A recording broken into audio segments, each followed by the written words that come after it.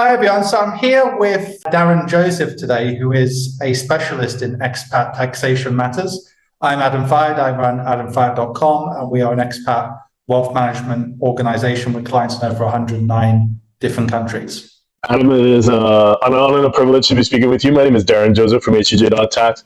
We're a team that seeks to demystify the sometimes confusing world of international tax. So we work with expats, location independent entrepreneurs, nomads, so described, anyone basically who would describe themselves as a private client exposed to more than one jurisdiction.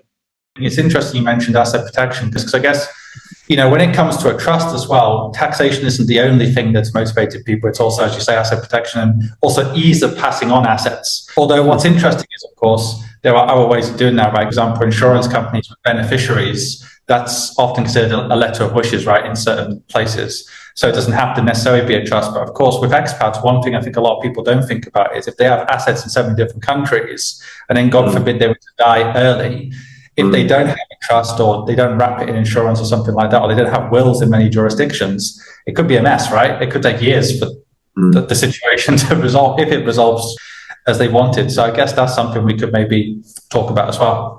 Yeah, absolutely. That is a fair point. Asset protection and succession planning. And just to kind of add to the great points that you just made, I think one should be open to a wider set of tools as opposed to the ones that get a lot of promotion within the social media space. So for example, if it is that you are tax resident and a citizen of a civil law jurisdiction, and particularly if the assets may be in civil law jurisdictions, I don't know where they may be, perhaps one should consider a foundation, which does offer recognition, not in all, because there are different types of foundations, we get that, but it may be a more appropriate tool to consider. So, there's no silver bullet, there's no panacea, there's no one thing that works in every scenario. And one needs to consider the unique circumstance and tailor make something that would work to the specific needs of the client. And even though, again, in certain spaces, the Cook Island Trust, it seems like a silver bullet, it may not work for everyone, particularly not someone in Indonesia.